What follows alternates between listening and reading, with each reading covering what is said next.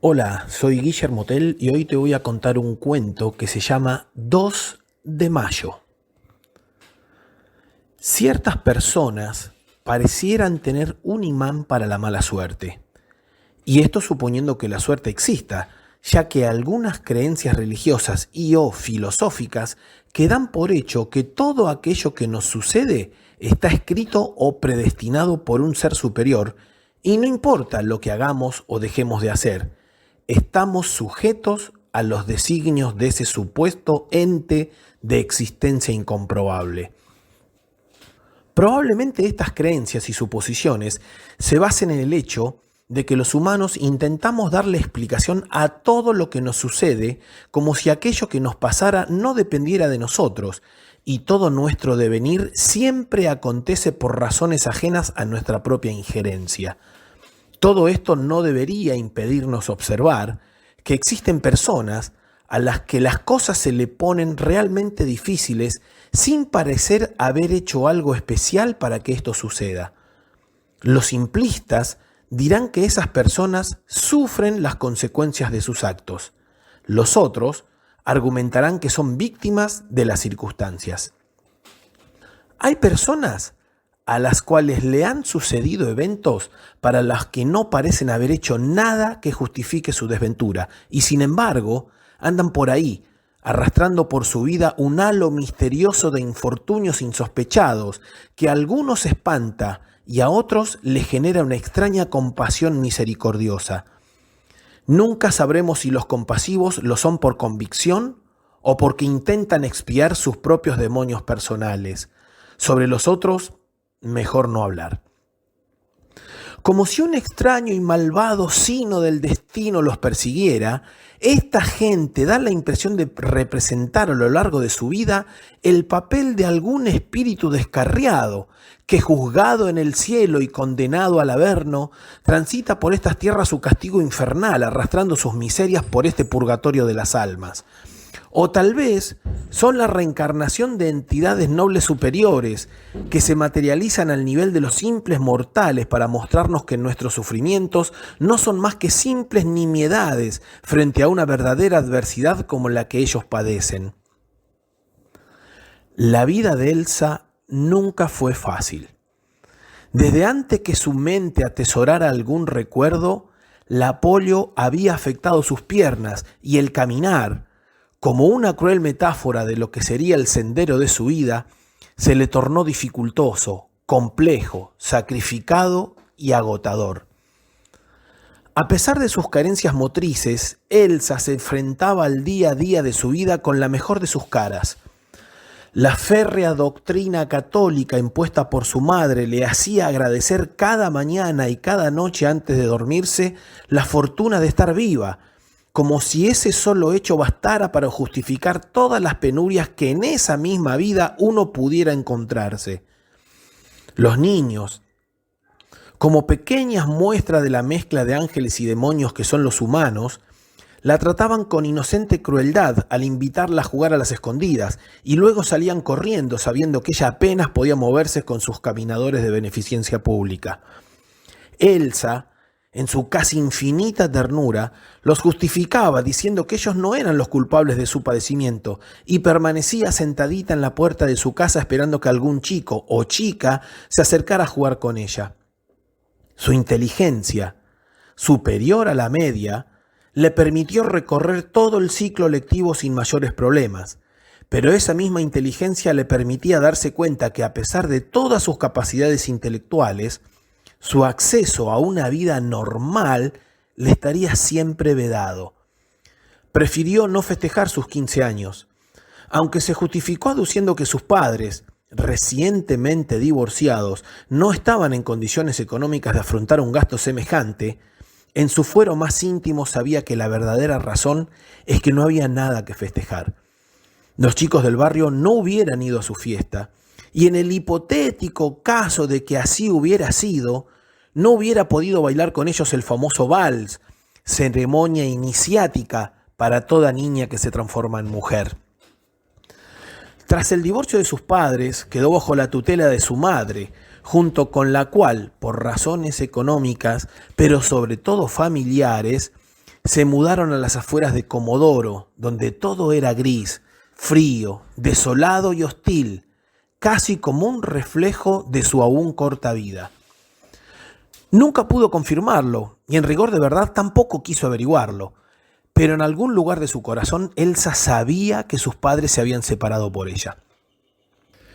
Más allá de que el amor de mamá y papá es infinito y a veces incomprensible, inevitablemente un hijo enfermo es una desgracia enorme que suele encubrirse con la manta del cariño filial irrevocable, intentando solapar con ese afecto incondicional las complicaciones externas que esa criatura les traerá aparejada.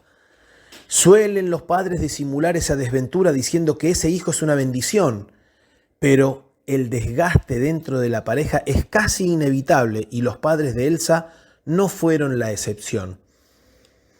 Desde la ventana de su habitación podía ver las faldas del cerro Chenque y el eterno viento patagónico hostigándolo, y su fértil imaginación le permitía transformarse en ese cerro castigado pero incólume, permitiéndole soñar con que no habría adversidad que pudiera doblegarla.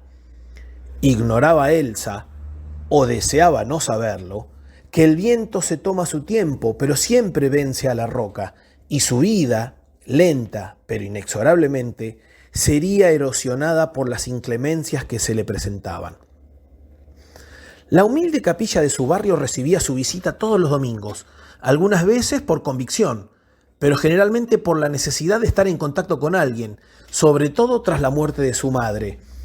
Su movilidad reducida le hacía sumamente complejo el trasladarse hasta el centro para conseguir un trabajo decente, y su único ingreso económico venía de las sencillas tareas manuales que realizaba dentro de su despintada y monótona casa de barrio obrero. A veces, como humilde ingreso adicional, daba clases de apoyo a alumnos de la escuela primaria, pero teniendo en cuenta que estos chicos eran del mismo barrio que ella y por ende carecían de casi todo, generalmente no les cobraba nada. Un domingo de verano, cuando el viento cálido de la estepa castiga con su impiedosa sequedad los yermos barrios pobres de materialidad y de espiritualidad, conoció en la capilla a Roberto. Elsa conocía a todos, ya que su amabilidad, su gentileza y sus ganas de contactarse la llevaban al hecho de entablar conversación con cualquiera. Roberto era un chaqueño del impenetrable, y esas vueltas de la vida que generalmente están impulsadas por el hambre, lo habían llevado hasta Comodoro para trabajar en un barco pesquero. Hay ciertas personas que permiten traslucir su alma con una sola mirada, como si sus ojos no fueran más que lentes de aumentos que exacerban su espíritu.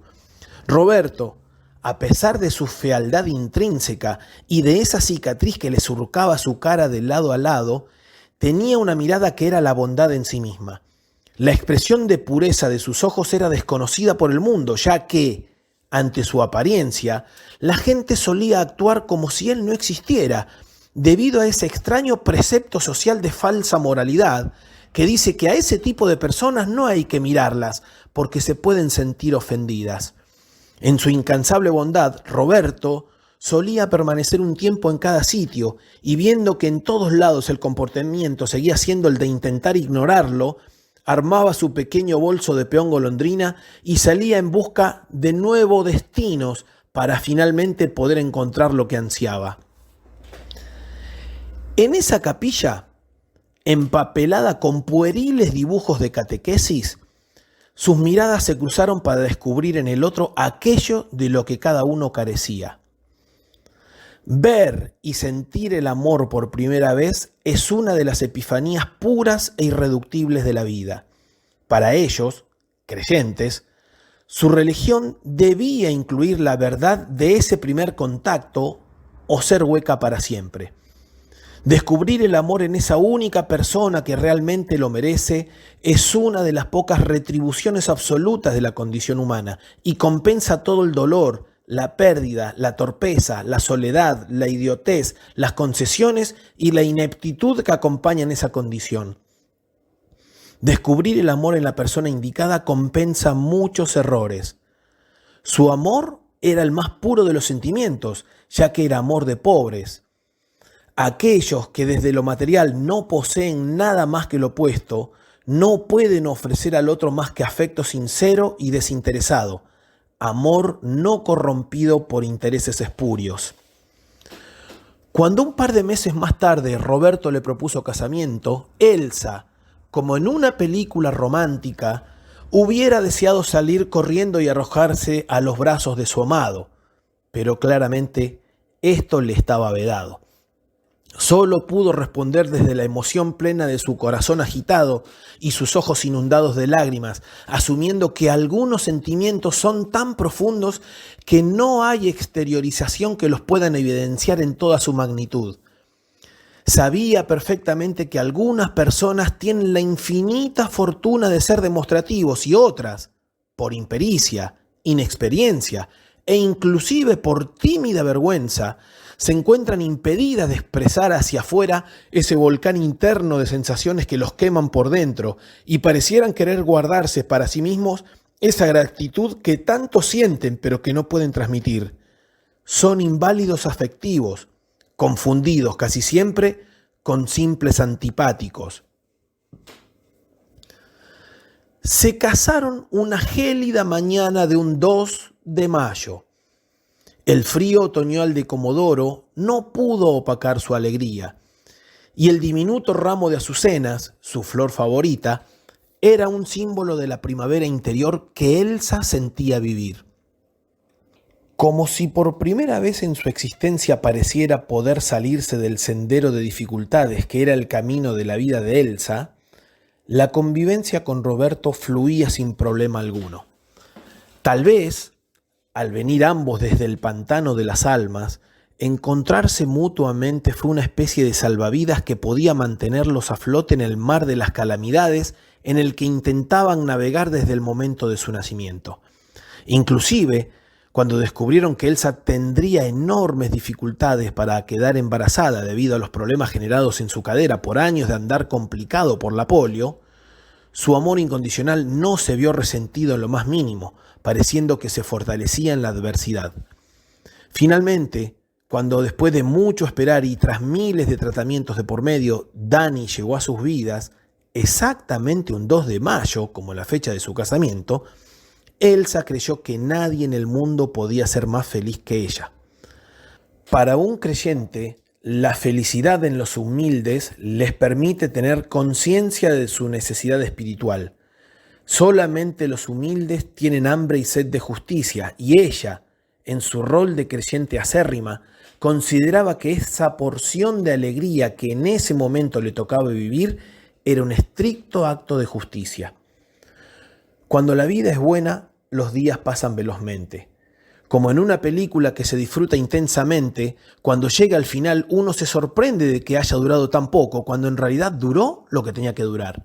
La longitud del tiempo es subjetiva, y así como los primeros años de Elsa se le habían hecho eternos debido a todas sus penurias, ahora, con marido e hijo, el universo parecía sonreírle y sus días transcurrían de par en par. Tan feliz era en su simpleza que las vicisitudes de la cotidianeidad no hacían mella en su corazón blindado con alegría, e inclusive, cuando por proteger a su pequeño hijo su pullover de lana vieja y reseca cobró fuego al menor contacto con el calentador que era su única fuente de calor en los hostiles inviernos patagónicos, las marcas que cubrieron gran parte de su cuerpo eran para ella sinónimos de amor fraternal infinito, y casi se enorgullecía de ellas. Una tarde, mientras ponía el agua para el mate y ayudaba a Dani con alguna tarea de la escuela, cayó en la cuenta de que Roberto se demoraba más de la cuenta en regresar. Llegada la noche, consultó a algunos vecinos y por esas cosas que tiene la vida habían visto a su marido, pero nadie aportó información alguna. Incomunicada por no tener teléfono y sin posibilidad de movilizarse debido a la ausencia de transporte en su barrio marginal comodorense y su natural condición, consideró mejor esperar a la mañana el regreso de su amado. Enviar a Dani en busca de su padre era impensable. Las razias de los militares asolaban los barrios humildes y un adolescente solo en medio de la noche y en un barrio pobre era sinónimo de subversión. Se durmió escuchando la radio con la esperanza de oír alguna noticia que pudiera darle algo de luz a su angustia, pero hasta donde recordó solo pudo percibir la destemplada voz del locutor nocturno comentando la nueva conformación del gobierno de facto, amenizando sus comentarios con la transmisión de algún tango que sensibilizaba aún más su ya frágil estado mental. Por la mañana, ayudada por su hijo, llegó hasta la terminal del puerto donde trabajaba Roberto. Desde un par de cuadras de distancia se podía apreciar el revuelo de gente. La policía portuaria, envalentonada desde el golpe militar, intentaba infructuosamente contener la horda de mujeres y chicos que se agolpaban en la entrada de la factoría pesquera donde trabajaba Roberto. Se interiorizó de la situación allí fuera, donde otras esposas, al igual que ella, clamaban por la presencia de algún responsable del establecimiento que aclarara la situación. Gritaron, lloraron, rezaron todos juntos y hasta cantaron el himno en las instalaciones del puerto. La versión oficial fue que el pequeño barco pesquero donde estaban sus cónyuges fue tragado por el mar, debido probablemente a algún desperfecto en las instalaciones. Sin embargo, entre el pueblo que ya se había solidarizado con la familia de las víctimas, corrían otras versiones. Era llamativo que no hubiera habido una sola llamada de auxilio desde el barco hacia el puerto mencionando cualquier tipo de inconvenientes. El clima, el día del infortunio, era excelente y no auspiciaba ningún tipo de problemas. Todos los desaparecidos eran excelentes nadadores y al cabo de varios días de búsqueda ni siquiera apareció un solo de los cuerpos flotando abrazado a un salvavidas o a algún elemento que ayudara a la flotación. Sencillamente desaparecieron en el mar. Entre la gente se decía que al barco lo hundieron los milicos, porque a bordo había varios gremialistas y aquellos que eran simples trabajadores estuvieron en el lugar equivocado en el momento equivocado. Así como había aparecido, Roberto se fue intempestivamente de la vida de Elsa. Ni un saludo de despedida, ni un abrazo, ni un último beso que hubiera transformado en especial ese momento. Sencillamente había desaparecido. ¿Por qué esta nueva desgracia le pasaba a ella? ¿No había suficiente dolor y problemas en su vida para que el Señor volviera a ponerla a prueba? ¿Por qué Dios se ensañaba con ella, habiendo tanta otra gente en el mundo para repartir miserias? Pensaba Elsa, arrepintiéndose inmediatamente de su arrogante comentario. ¿Por qué otra vez a mí?, gritaba silenciosamente para sus adentros en la ahora solitaria cama nocturna. Elsa no se podía permitir ser débil en este momento. Tenía un hijo adolescente al cual criar, mantener y proteger. Eran tiempos difíciles para una viuda con capacidades diferentes y un hijo joven. Afortunadamente Dani era un chico buenísimo y no generaba ningún tipo de problemas.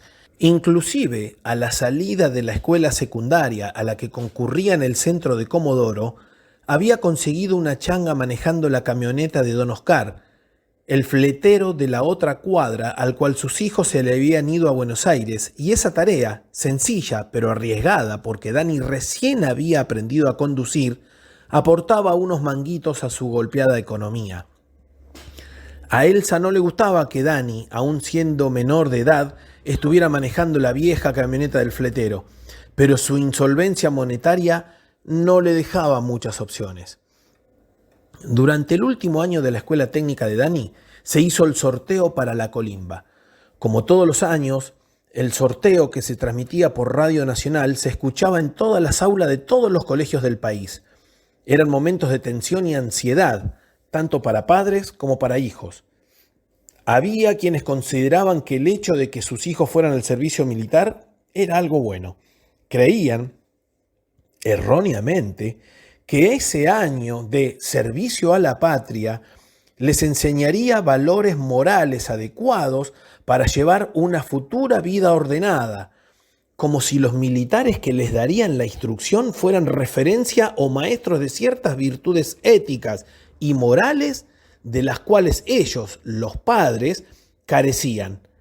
Había, sin embargo, algunos padres que conocían un poco más acerca del universo castrense y denostaban todo acerca del mismo. Consideraban que ese año de servicio militar era una completa pérdida de tiempo que retrasaba una hipotética carrera universitaria y que además sus hijos la pasarían mal en un mundo que les resultaría totalmente ajeno. Para los chicos, generalmente ignorantes de todo lo que estaba pasando en el país desde el momento del golpe, el sorteo era un momento de celebración para aquellos que se sacaban número bajo y de desazón para aquellos que entraban. «Vieja, me tocó Marina», entró corriendo y gritando Dani a su humilde morada. «Sí, ya escuché, mi amor», contestó Elsa con una falsa alegría. «Por fin voy a poder conocer el mar», seguía diciendo a los gritos Dani con indisimulable alegría. «Sí, pichón, vas a poder conocer el mar», respondió Elsa con un claro dejo de tristeza que su hijo nunca percibió. Como un extraño juego macabro en donde ella parecía siempre perder, el mar se había llevado a su marido y ahora parecía reclamar por su hijo. Como siempre, encomendó su futuro a los designios del Señor y esperó a que todo resultara de la mejor forma. Su fe, incólume, le hacía pensar que alguna extraña forma que no llegaba a entender que la desaparición de su marido había sido una prueba que Dios ponía en su camino, una más de las tantas que ya había experimentado en carne propia a lo largo de su vida, y ahora, de acuerdo a la ingratitud de los sortilegios del azar, su hijo se embarcaría en un buque de guerra a surcar el mismo mar que se había tragado a su esposo. ¿Cuántas veces debería demostrar ante Dios lo férreo de su vocación religiosa? ¿Por qué Dios mantenía esa insistencia de ponerle constantemente nuevas pruebas? ¿Acaso no había demostrado sobradamente su fe? Haber aceptado en su corazón que la pérdida de su esposo era una simple muestra de amor a Dios, ¿no era suficiente? ¿Hasta cuándo debería seguir dando muestras de su credulidad? Tras la desaparición de Roberto, en algunas noches gélidas y ventosas de su barrio carenciado de las afueras de Comodoro, cuando las chapas del techo parecían querer desclavarse y volar libremente, y su panza le pedía a gritos que arrojara algo dentro de ella, cuando caía en el hecho de que la cama era demasiado amplia sin su esposo, se planteaba seriamente por qué era ella la que tenía que redimir todos los males del mundo. Porque Elsa se sentía así, como si todas las penurias y vicisitudes que el mundo debía atravesar para su salvación estaban canalizadas a través de ella. No podía ser posible que todo le pasara a ella. Cuando pensaba de esta forma recordaba que en la habitación de al lado, separado por un mísero tabique de madera reseca, estaba Dani, y su vida, generalmente teñida de oscuras circunstancias, se iluminaba dándole sentido a todo. El tiempo, infinito e impredecible tirano, suele ser demasiado largo cuando uno sufre y demasiado corto cuando uno está esperando que el dolor no le llegue.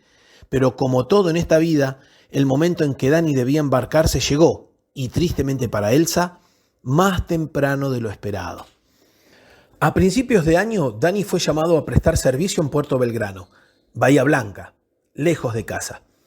Elsa sabía perfectamente que Dani podía haber sido exceptuado del servicio militar por ser sostén de familia e hijo de una viuda con capacidades diferentes, pero es tan grande el deseo de conocer el mar que tenía su hijo que no pudo oponerse a la euforia que éste demostraba. Como casi todas las madres del mundo, anteponía la alegría de sus vástagos por sobre la propia, aunque eso implicara soportar nuevas penurias a las ya conocidas. Los vecinos, sabedores todos hechos del enorme corazón de Elsa y la bonomía de Dani, organizaron una pequeña despedida para saludar al marinero que se iba a defender las aguas de la patria. La distancia, las malas comunicaciones, el pésimo servicio postal y el férreo control que los milicos hacían sobre las cartas de un hijo de desaparecido lograron que las misivas de Dani fueran pocas y escuetas. A través de ellas se lo percibía contento, como si su corazón estuviera imbuido de ese patrioterismo barato que los milicos intentaban inculcar en el pueblo, creyendo que si se anteponían la palabra bandera y patria, podían justificar cualquiera de las atrocidades que se decían que estaban cometiendo. La última carta que recibió era del día 15 de abril. Según Dani, al día siguiente zarparían hacia las Malvinas. Se lo notaba eufórico, como si la escalada bélica que se había iniciado un par de semanas antes con los ingleses no fuera a conducir a nada, como si solo fueran las bravuconadas de dos guapos que se van en aprontes pero que son inconducentes. Dani le juraba a su madre que no corría ningún peligro y que volverían a verse luego de esa breve incursión por el Atlántico Sur. Durante la noche del 2 de mayo se conoció la noticia del hundimiento del Belgrano, fuera del teatro de operaciones, en la comisión de un claro crimen de guerra por parte de los ingleses. La fortaleza de espíritu de Elsa, que ya venía bastante baqueteada luego de la pérdida de su esposo y de la partida al servicio militar de su hijo, finalmente colapsó. Como una analogía de lo que había sido su vida, el hundimiento de Belgrano era una triste parodia de su trayectoria sobre este mundo. Con el hundimiento del crucero se hundía el sentido que Elsa le daba a su vida. A la mañana siguiente se las arregló para llegar hasta las playas de Radatili, donde se sentó a orillas del mar a intentar dialogar con Dios. Al igual que muchas otras veces, los misterios de los caminos que el Señor eligió para ella le eran esquivos, pero a diferencia de otras oportunidades, decidió que ya no tenía sentido seguir adelante. 3 días con sus 3 noches se mantuvo sentada en la playa a la espera de una respuesta. Sin comida ni agua y las condiciones climáticas horribles castigando su endeble cuerpo, Elsa fue encontrada casi sin vida por sus vecinos que la estaban buscando desde el momento de la noticia. Sus ojos se habían secado de tanto llorar. Su cara, una de las pocas partes del cuerpo sin las marcas del fuego, estaba aterida en un gesto mezcla de angustia y dolor. Sus manos, casi congeladas y cuarteadas por el frío viento seco, estrujaban un crucifijo con las fotos de Dani y Roberto. El cuadro no podía ser más desolador. Esta mujer había soportado toda su vida un enorme calvario y ahora lo último que la ataba a la vida terrenal también se había ido. Por la noche, ya en su casa a la cual la habían trasladado aquellos que la encontraron, postrada en su cama, tomaba un té caliente y escuchaba junto a algunas vecinas que la acompañaban el noticiero de Radio Nacional, donde daban el parte de situación. Casi a la medianoche de ese tercer día desde el hundimiento se emitió el listado oficial de los sobrevivientes, y Dani no estaba en él. A pesar de la deshidratación severa que su cuerpo aquejaba, las lágrimas fluyeron sin impedimento alguno. Como si de una extraña manera esta noticia fuera un desahogo, la angustia permanente por la incertidumbre del destino de Dani había llegado a su fin y con ella el sentido de su tránsito por la vida terrena. Les pidió a sus vecinas que la dejaran sola, agradeciendo enormemente el cariño y el afecto demostrado. Al salir, dejen la puerta sin llave, pidió casi en un hilo de voz. Total, no va a venir nadie, se dijo casi para sí misma. Sola en su cama, lloró hasta que le dolieron los ojos y su almohada quedó empapada. No tenía ganas de seguir viviendo y aunque sabía que era una blasfemia, le pidió a Dios que por favor se la llevara con los suyos, porque ella estaba convencida de que en el otro lado todos estarían nuevamente juntos. Y se dejó ir. En algún momento de la noche se despertó porque creyó escuchar que se abría la puerta de su casa. Se sorprendió al ver la luminosidad que entraba por la puerta y que iluminaba también difusamente su pobrísimo cuarto y pensó que no había dormido tanto como para que ya fuera de día. Se levantó de su cama y casi sin darse cuenta caminó hasta la cocina donde podía ver a través de la ventana un hermoso parque lleno de azucenas. Recién en ese momento se percató de que había caminado sin el andador, que la había acompañado desde sus primeros pasos. Miró sus brazos y piernas y notó la lozanía de la piel joven y sin marcas de fuego. En el umbral de la puerta, con la luz infinitamente blanca del exterior flameando sobre sus hombros, Roberto la miraba con su enorme sonrisa blanca dentro de su cara oscura y sin cicatrices.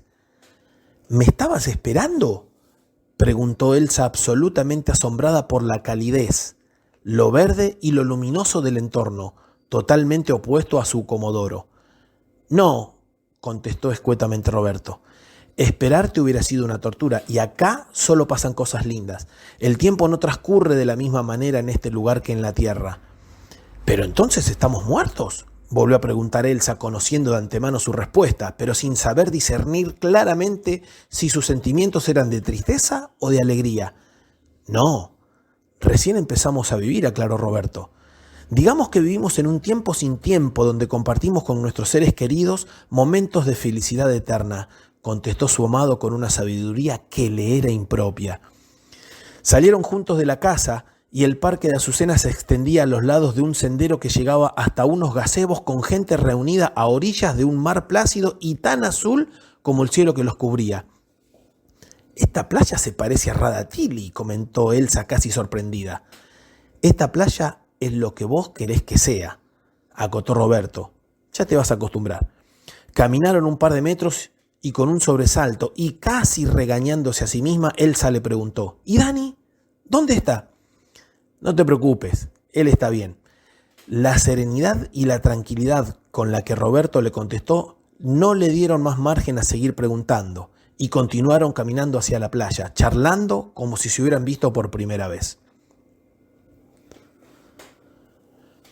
Cuando manoteó el picaporte de la puerta de entrada, se sorprendió que estuviera abierta. Su madre solía cerrar con llave, sobre todo después de la muerte de su padre. Casi un mes de calabozo, incomunicado por haber volcado el camioncito que transportaba los pertrechos de guerra para subir al crucero el día previo a que éste zarpara, lo habían alejado de su madre y de su sueño de conocer el mar, pero le habían salvado la vida. Cumplida su condena, fue liberado y licenciado para volver a su casa. Recorrió su hogar y al llegar al cuarto de su madre la vio plácidamente acostada. Parecía dormida, aunque ya su cuerpo no respiraba. Aún estaba tibia y Dani se dio cuenta que se había ido hacía muy poco, aferrado a las fotos de sus hombres en una época feliz. Abrazado al cuerpo de su madre, lloró desconsoladamente y no encontraba palabras para poder expresar toda la culpa que sentía por no haber podido estar a su lado. Sin embargo, ya recompuesto del primer impacto por ver a su madre muerta, se detuvo a contemplar su rostro. No recordaba haber visto nunca tanta alegría en la cara de su madre. Tampoco lograba comprender por qué estaría tan contenta, ya que su vida había sido un interminable rosario de penurias. Sin embargo, en su fuero más íntimo, Dani sabía que finalmente su madre había encontrado la felicidad que tanto anheló durante su vida.